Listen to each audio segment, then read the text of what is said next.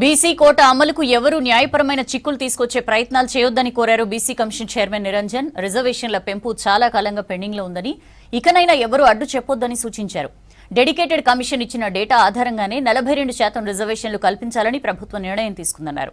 పకడ్బందీ సర్వే చేశాకే బీసీలు ఎంతమంది ఉన్నారో తేల్చి వారికి తగ్గట్లుగా రిజర్వేషన్లు ఇస్తుందని తెలిపారు. బీసీల బాగు కోసం తీసుకున్న ఈ నిర్ణయంలో న్యాయస్థానాలు జోక్యం చేసుకోవని ఆశిస్తున్నానన్న నిరంజన్తో Sharif face to face. Congress party ఎన్నికల కంటే ముందే బీసీ 42 రిజర్వేషన్కి సంబంధించి క్లారిటీ ఇచ్చింది. తాము అధికారంలోకి వస్తే 42% బీసీ రిజర్వేషన్లు కల్పిస్తామనేటువంటి అంశాన్ని చెప్పింది. ఆల్రెడీ నిన్న తెలంగాణ కేబినెట్ 42% స్థానిక ఎన్నికల్లో రిజర్వేషన్ కల్పించేందుకు ఆమోదం ముద్ర వేసింది. కానీ ఒక చర్చ జరుగుతోంది. ఆర్డినెన్స్ న్యాయపరంగా వచ్చేటువంటి చిక్కులకు చెక్ పెట్టబోతోందా అనేటువంటి అంశాలపైన ఒక చర్చ జరుగుతోంది. వీటిపై మనతో మాట్లాడడానికి Telangana BC commission chairman Niranjan ఉన్నారు. మాట్లాడదాం సార్. ప్రధానంగా ఏదైతే 42% రిజర్వేషన్ల అంశం అనేది దాదాపు 1993 నుంచి కోర్టు కేసుల్లో వండుకుంటూ వస్తుంది. ఒక క్యాప్ని పెట్టింది సుప్రీంకోర్టు. ఇప్పుడు రాజకీయ కారణాలతో నిర్ణయాన్ని తీసుకున్నారు క్యాబినెట్లో. మీ రోల్ ఎట్లా ఉండబోతోంది? న్యాయమైన చిక్కులు వస్తే ఎట్లా ఎదుర్కోబోతున్నారు? హైకోర్టు అనేది గతంలో 2024 లాస్ట్లో డెడికేటెడ్ కమిషన్ ద్వారా ఏర్పాటు చేసి సర్వే చేసి దాని ప్రకారం అనేది రిజర్వేషన్స్ను ఖరారు చేయాలనే మాట చెప్పటం జరిగింది. తదనుగుణంగా డెడికేటెడ్ కమిషన్ను ఏర్పాటు చేయటం జరిగింది. డెడికేటెడ్ కమిషన్ యొక్క రిపోర్టు ఆధారంగా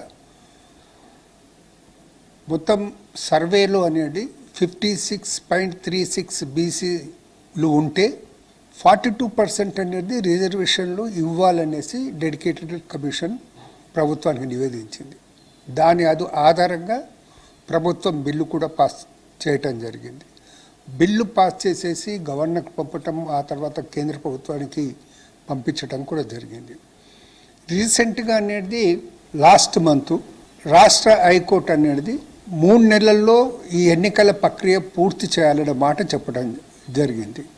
సో ఈ 3 నెలల హైకోర్టు తీర్పుకు అనుగుణంగా ఈ 3 నెలలలో లోకల్ బాడీస్ ఎలక్షన్స్ పెట్టాల్సినటువంటి బాధ్యత రాష్ట్ర ప్రభుత్వంపై ఉంది, స్టేట్ ఎలక్షన్ కమిషన్పై కూడా ఉంది. సో తదనుగుణంగా అనేది హైకోర్టు యొక్క ఉత్తర్వులను వహిస్తూ ఎన్నికలు నిర్వహించడానికి 42% రిజర్వేషన్ ఇవ్వడానికి ఆర్డినెన్స్ తీసుకురావాలనేసి ప్రభుత్వం నిన్న సంకల్పించడం జరిగింది. సో ఇందులో ఎటువంటి చిక్కులు ఉంటావనేసి బీసీ కమిషన్ భావించటం లేదు.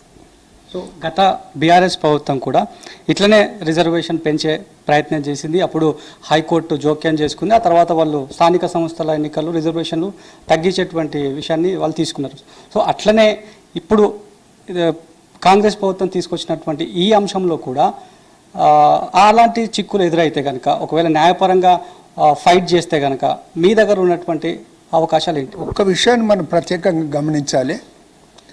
గతంలో ఏ ప్రభుత్వం ఏ నిర్ణయం తీసుకున్నా కానీ బీసీలు ఎంత శాతము ఉన్నారనే విషయంలో ఒక సర్వే లాంటిది ఏది జరగలేదు. గతంలో చిక్కులు రావడానికి కారణం ఏంటంటే సర్వే అనేది బీసీలు ఎంత అనేది house hold survey door to door చేశాం కాబట్టి ఆ ఎంపెరికల్ డేటా ఆధారంగా చిక్కులు రావని చెప్పి మీ చిక్కులు రాకూడదు కూడా. ఎవరైనా కావాలనే చిక్కులను కల్పించడానికి ప్రయత్నం చేస్తే వారు బీసీ వ్యతిరేకులే ఆ ప్రయత్నం చేస్తారు. సుప్రీంకోర్టు దాదాపు ఇందాక నేను చెప్పాను 1993 నుంచి ఒక క్యాప్ సీలింగ్ అనేది పెట్టుకుంటూ వస్తుంది. ఇష్టానుసారంగా రిజర్వేషన్లు పెంచకూడదు అనేటువంటి అంశాన్ని చెప్పారు. ఇప్పుడు మనం ఏకంగా 42% పెడితే 50 దాటిపోయేటువంటి ఛాన్సెస్ ఉన్నాయి. ఒకవేళ సుప్రీంకోర్టు కలగజేసుకునేటువంటి అవకాశం ఉంటుందా ఈ ప్రభుత్వం తెచ్చే ఆర్డినెన్స్ ద్వారా? ఒక్కటి మాత్రం మనం గమనంలోకి తీసుకోవాలి.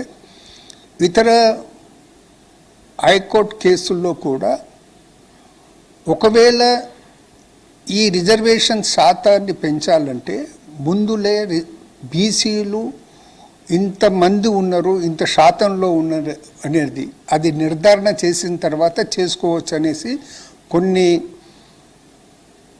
తీర్పుల్లో అనేది కోర్టులు అనేది చెప్పటం జరిగింది. అది సుప్రీంకోర్టు అనేది తనంతటా తాను అనేది ఇందులో జోక్యం చేసుకొని ప్రజల హక్కులను అనేది అడ్డుగా నిలుస్తుంది అనేసి అనుకోవటం లేదు. ఇది మొత్తానికి house hold survey door to door చేశారు. గతంలో న్యాయపరంగా చిక్కులు ఏ సందర్భంలో ఎదురయ్యాయంటే పకడ్బందీ డేటా లేని కారణంగానే ఆయా న్యాయస్థానాలు తీర్పులు ఆ రకంగా ఇచ్చాయి. కానీ ఇప్పుడు తాజా పరిస్థితులు వేరు. డోర్ టు డోర్ న్యూమరికల్ వెళ్ళి పూర్తి స్థాయిలో డేటాను అంతా తీసుకున్నారు. పలానా బీసీలు ఇంతమంది ఉన్నారు, పలానా క్యాస్ట్ వాళ్ళు ఇంతమంది ఉన్నారు. కాబట్టి ఆ ఎంపరికల్ డేటా ఆధారంగానే ఏ రకమైనటువంటి న్యాయపరమైన చిక్కులు రావనేటువంటి అభిప్రాయాన్ని మాత్రం తెలంగాణ బీసీ కమిషన్ వ్యక్తం చేస్తోంది. కెమెరా పర్సన్ అశోక్తో కలిసి షరీఫ్, V6 న్యూస్, హైదరాబాద్.